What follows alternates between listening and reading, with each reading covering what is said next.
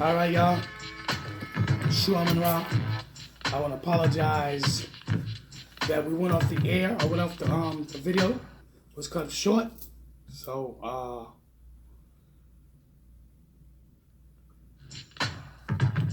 this is, I believe, should be number 5.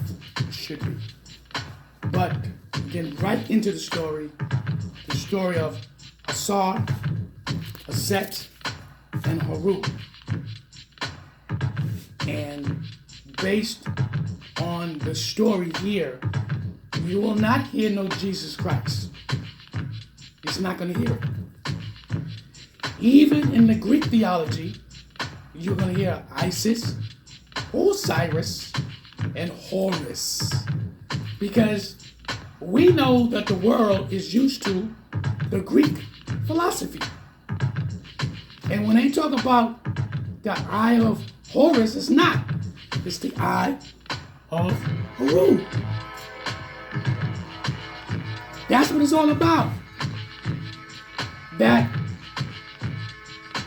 Haru is the son of Osiris, the son of Aset, who took revenge of his uncle who killed his father. You're going to learn this in this next video. I'm basically going to show you again, because the last video got cut off, so you could not hear the whole entire conception. Okay? The sun rises. Assalamu alaikum. Good morning. Amun. Let's get right into it. Without a hesitation.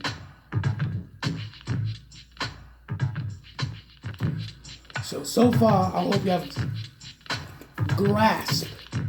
I hope you grasp and understand where does Jesus Christ conception comes from, because the evidence is smack in your face. And we looked in the dictionary, we looked at the meanings, but they did not have in Oxford or Webster Aset, Asar, and Haru was not in the dictionary. Not in the Oxford or the Webster. So we Googled the information. And we got some of the mythical stories. Piecing these things together. But now one time you heard Jesus Christ's name pop up. So understand something. But listen to the story, how the conception of Aset got pregnant by her husband who was already dead. Did not Mary get pregnant in the Christian story? It is similar, is it not? So when you begin to do your research, you'll get a better understanding. Your pencils, your papers, write the information down so you can do your own research. Because we got millions of dark melanated people are lost to a degree.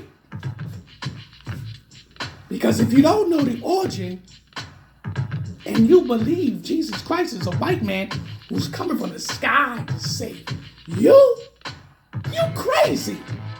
Not by default. Because you don't know no better.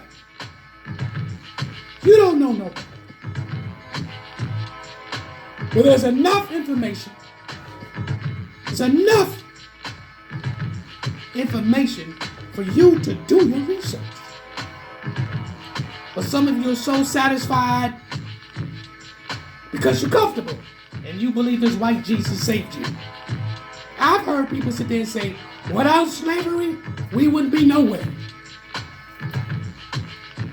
Other black people said slavery was good. Yes.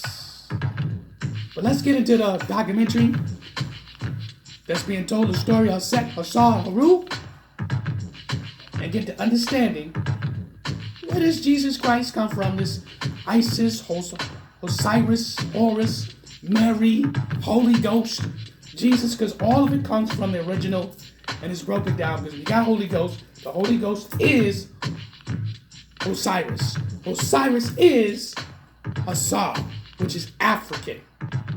That's all it is. Haru, the son of Asar. Horus is Greek terminology, which is the same as Haru. Jesus is Horus, which is Roman. Christianity, Horus is Greek. Haru is African. Same thing with Mary. Mary is Roman. Isis is Greek. Aset is African. And remember, none of these people existed at the time. None of these people existed until the Africans told them and taught them everything. There's the thought.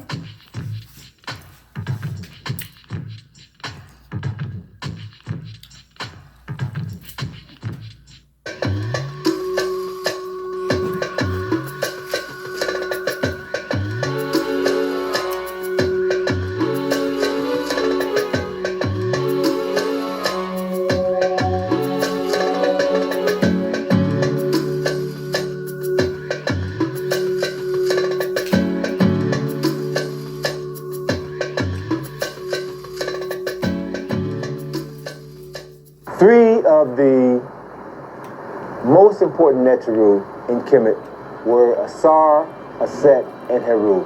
Or to give them the more usual names, Osiris, Isis, and Horus. These three deities originally came from Kush. These are very, very important triumvirate. Their stories are as much mythology as they are history. Now, according to Diodorus Siculus, who was one of the ancient Greek historians, Osiris was originally a community leader of very early Kush. He doesn't call him a king of Kush, but he makes it quite clear he was a leader. Asar is regarded as the founding father of Kemet. He unified the two lands. He established the first nation state in the recorded history of humanity. He is said to have introduced writing, the writing which the ancient Kemites referred to as Medu Neter, or the writing of God when it was written, or the words of God when it was spoken. He is also said to have introduced agriculture and theology. Also decided to take civilization to certain parts of the Nile Valley, as well as to other parts of the world. Asar married a beautiful Nubian woman by the name of Aset, who was his co-regent, not his inferior, his co-regent. And when Asar decided that he was going to travel to other parts of Africa to share his technology with his brothers and sisters on the continent, he left his wife Aset to run their nation. And he was very successful, very admired, and this provoked the jealousy of his brother, Set. And Set then plotted to overthrow his brother Asar. Set, or Sete in ancient Egyptian, murdered his brother, dismembered his body into 14 pieces, and then scattered those 14 pieces throughout Kemet. When Aset learned of the murder and dismemberment of her husband, she fled for her life, and then she went searching for the missing parts of her husband's body. Aset found 13 of the 14 parts of Asar's body, and as she found each body part, she cleaned it, she anointed it with oils, and she laid all 13 parts out, and she literally remembered her husband, wrapped his entire body in bandages, and created the first mummy in the recorded history of humanity. As Aset was preparing to bury her husband, she grieved because she was about to bury the man that she loved. She grieved because she was still a virgin. They had never consummated their marriage, and thus she would never bear children by the man that she loved. And according to the story written on many papyri in Kemet, carved on several temples in Kemet, the spirit of Asar came and impregnated his virgin wife Aset.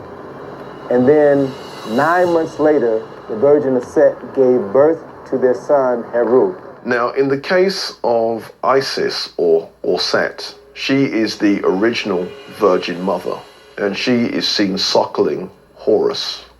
He is shown as a child suckling his mother, and he's wearing the pharaonic headdress, making it clear that he was born a king. Haru is the son of Osiris, and he's the embodiment of order. He has to take over the kingship, and he has to do that through a struggle. So Heru was born, the son of a virgin. He was born with a specific purpose in life. That was to restore his father's kingdom, to do battle with his uncle Set and reclaim his father's throne. Heru would then take up his father's struggle, in a way, against his uncle Seth. One of those classic battles, not so much between good and evil, it's more a battle between order and anarchy. And Heru eventually triumphs over Seth. At that moment, Heru was miraculously transformed into a falcon. He flew into heaven to meet with his father Asar, told Asar of his victory over Set. His father blessed him, and Heru then returned to Kemet as the legitimate heir to the throne. And when he ascended to the throne, the symbol of the Heru Badet, the winged sun disk, was a symbol that was carved above the entrance of every temple in Kemet to serve as a reminder of Heru fulfilling the reasons for which he was born. And at the moment Heru reclaimed his father's throne and was crowned the king of Kemet, his father Asar was resurrected from the dead and took his place on the throne of judgment.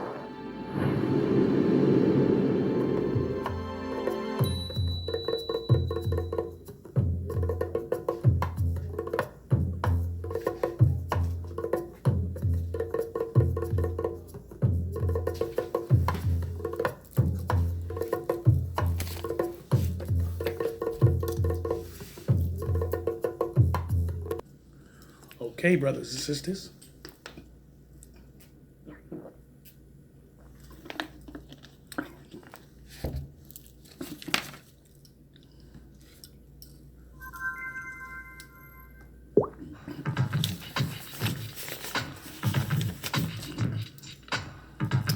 Okay, brothers and sisters, so you got the story, the mythical story of Haru Asar Set. Now, you not once heard anything about Jesus Christ. You heard about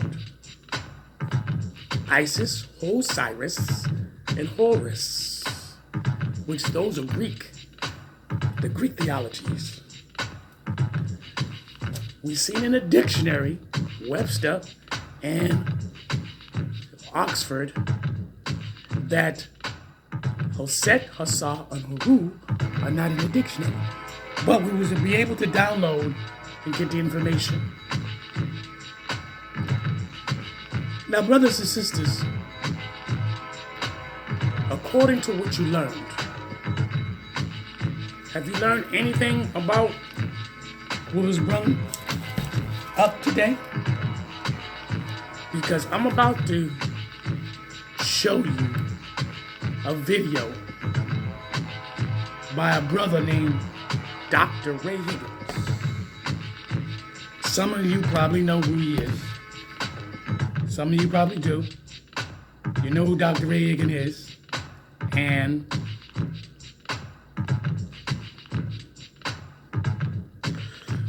I'm gonna let him explain it in another format that you're getting an ex-pastor, an ex-Christian pastor to explain to you that the Jesus you think you know really doesn't exist. It exists in your mind because that's what they wanted you to do. They wanted that to happen so it could last for decades and centuries, and it has. It has. They're not going to tell you the truth. that it comes from an African folktale. And I could tell you it comes from Kemet, what you call Egypt. I'm not gonna tell you that. Why should they? You ain't controlling nothing. Right? So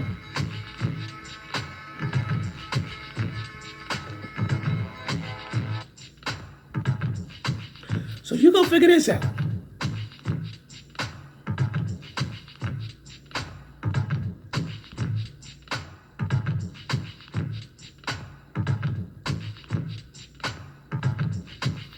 Huh?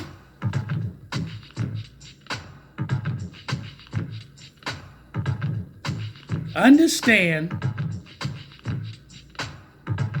what's being taught today. So, brothers and sisters, kings and queens, gods and goddesses, however you want to be called, I gave you Dr. John Henry Clark. I gave you SHU Kwesi. Am I saying no? SHU Kwesi? I say SHU Kwesi. These are scholars. These people went to expeditions. They went on pilgrimage. You seen the video. They were at the site. They were at the site. I got much more documents. I mean hundreds. Just flick of a button. Click. But what we want to do is get more information, because so many of you don't understand. So what I'm going to do is give you a little bit more information on that, about the Jesus Christ, because it doesn't matter if he's black or white. It doesn't matter what culture. Is it correct? That is the whole concept. To read what you see on the screen for me. The space inside this circle represents my realm of knowledge. All that I think I know about whatever I think I know is depicted right here within this circle. I must keep in mind that there's more to know than what is within the circumference of my awareness. Did y'all grab that? Yes. I start all of my lectures off with this. And the reason why I do that, brothers and sisters, is simply because I am a teacher. Did y'all hear what I said? Yes. Now, what does that mean? That means that when I stand up to talk, I am going to say something that you don't already know. Because if I only say what you already know, then I'm not teaching you anything. Got me? Now the problem is, we have all been programmed to immediately reject what we hear that is not inside our circle of awareness. You follow what I'm saying? So, that's the reason for this, because I know I'm going to say some stuff, and when I get ready to say something that I know is outside of your circumference of awareness, I'm going to say, hold that circle up, hold that circle up, all right, so that so it kind of prepares you for what I'm about to say that you don't like there is no Jesus. You see what I'm saying? See? Okay? And I know it's a little hard to digest, but as we get through this today, I hope you'll understand a little bit better. Moving on, why do I stand up and do what I do? Why? The whole reason why I get out the bed every day, the whole reason why I go on the air and talk to people all over the world every day, it's my life, is so that I can begin the process of undoing or reversing ideas and concepts that have been what? Programmed, that's an important word. Yes. Programmed into the minds of our people by what? The religious statements and what else? Certain doctrines that have caused us to adopt a belief system that is what? Resulted in our loss of contact with what is real, factual, historical, and spiritual. Do y'all grab this? Yes. I want you to understand why Brother Ray is here. Okay, I'm not here to impress you. I'm here to do exactly that. I want to say something today that will really begin the process of undoing the programming. The programming that got us messed up. The programming that literally has disconnected us from reality. Okay? I got an email. I sent out an email blast just a couple of days ago. I was up to about 3 o'clock in the morning writing this thing. A young lady asked me to prove to her, she's been listening to Black Liberation Radio lately, she asked me to prove to her that Jesus never existed. Or that Moses never existed. See? And I sent this long email back trying to explain to her it is impossible to prove the non-existence of a thing. Think with me for a moment. If something never existed, how can I prove that it doesn't exist? So I told her, I said, let me reverse the challenge. Prove to me that they did exist. And I will pay all of your living expenses for the rest of your life. You see? That's what we should be. And I asked her, I said, you're asking me to prove to you that there was no Adam, there was no Eve, there was no Noah, you're asking me to prove this to you. Did you ask your original teachers who taught you this to prove to you then that they existed? No. The answer is no. I didn't do it. I was raised with a belief system. I was raised in a belief system. And I accepted it, I digested it, without ever verifying the existence of anybody I had been taught about. Can I get a witness? Yes. If you would be honest with me, you'd have to say, well, he is telling the truth now. Telling the truth. Telling the truth, so that is right. We didn't stop to ask for proof. And we grew up believing it until somewhere in our psycho paradigm, it has become our reality. It has become our reality. That doesn't mean it's real, though. It simply means it's our reality. Am I making sense so far? Yes. Good. Cool. So what's deep is when you honestly believe that a person raised somebody from the dead, or when you honestly believe that somebody took 2 fish, 5 loaves of bread, and fed over 5,000 people. Got me? When you honestly believe that somebody broke God's laws of nature and walked on water. Now trust me, I am a psychotherapist by profession. Okay? And what we call the manual we use for determining psycho illnesses. Diagnostic manual, thank you, brother. Okay? In there's a code that means if you believe something that is not in the context of fact and reality, you have a mental disorder. That's right. For example, if you believe that Rudolph the Red-Nosed Reindeer had a very shiny nose, and if you ever saw it, you wouldn't even say it. If you believe that, as an adult, something's wrong.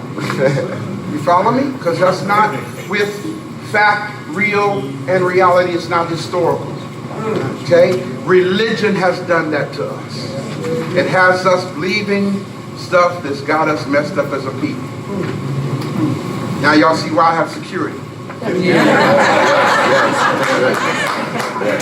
Now I know that's funny. Captain will bear witness to what I'm saying. Brother's been with me for a long time. Preachers are the ones who have threatened me. Y'all hear what I'm saying? Pastors are the ones who have said, we're going to stop you by any means necessary. And the only thing I've asked them to do is invalidate what I've said. I ain't selling drugs, man. I'm not a drug dealer. But they are. You're a drug dealer. Right. They're selling a drug called religion. Right. See? I'm not messing with nobody's child like some of them are. You see? I'm just trying to tell the truth. Exactly. So why do you, National Baptist Convention, want to shut me down? You see?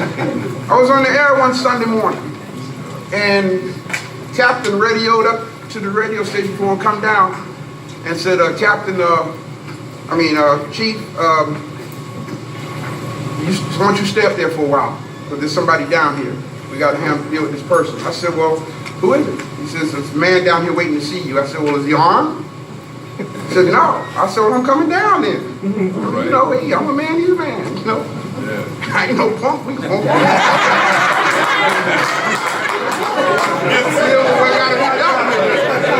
know what I'm saying? And it's deep because as soon as I stepped out of the radio station, Captain bear witness, this brother charged at me and I had to subdue him. He was one of the ministers in St. Louis because he was under a mandate to stop me. You see? So it's really deep that I have to go through this from religious leaders. You know?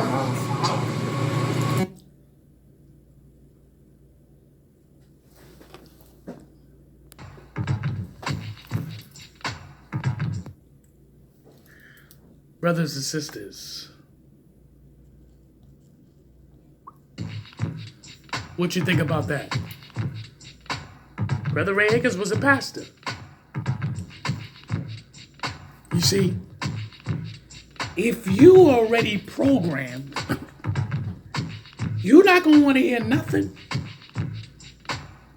That's just a small clip. A small clip how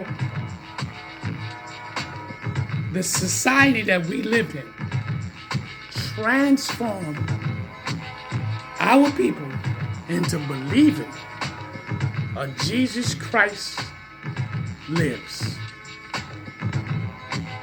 I used to believe Jesus Christ was black. But see, I started understanding the Holy Trinity. Once you understand the Holy Trinity, you begin to understand the entirety of his concept. Yes, they took the information and they converted it over. They converted the information from Africa to Greek, from Greek to Roman, from Roman to here in America, which you call Christians, philosophy. Well, all of these things, Arabic, they all come from the origin of Africa. They don't want you to even indulge into that. They got Africans believe that a white man is coming from the sky. They converting them. They trying to convert everybody to Christianity or Islamic. To control the planet. Or control majority of the people. But they can't because it's a new wave. The conscious community.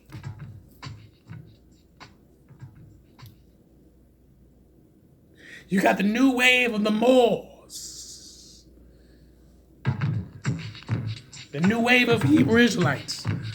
But even though we got some of these religious groups might say Jesus is black, but they don't want to get into the Afroconception either. They don't want to.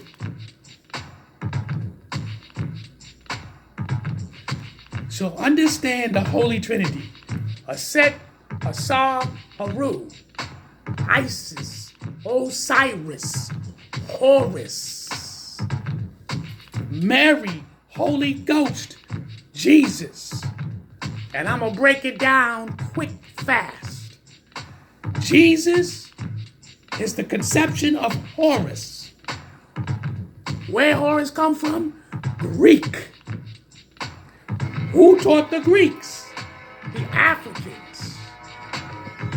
Horu's mythical story is first. Then the Greeks, at time later on, beginning to do that, have their own historians. Have their historians wrote down the proper information? No. They've taken the story and converted it over to their language. Isis, Osiris, Horus. Understand that. Understand the information. So what you have now, you got Mary, Holy Ghost, and Jesus, which it comes from the Roman. Brothers and sisters, we just had a little interruption. So Jehovah's Witnesses came and they wanted to discuss while I was in class. And it was very interesting. Very interesting. So, to let you know that people are, they so caught up into their religion, literally, that they forget. They forget who they are. Jehovah's Witnesses came to the door, 2 black women. But we had a very interesting thing. We were just in a dialogue. And I would let them know that I know your black, period. So at the end of the day, we got to understand, your Pacific religion is not the better than another one. They don't understand. They trying to say, oh, our religion is this, is the only way. Your religion only been on this earth for 188 years. So how is your religion is the right way? Nah. But I'm SHU AMUN RA. Have a good one.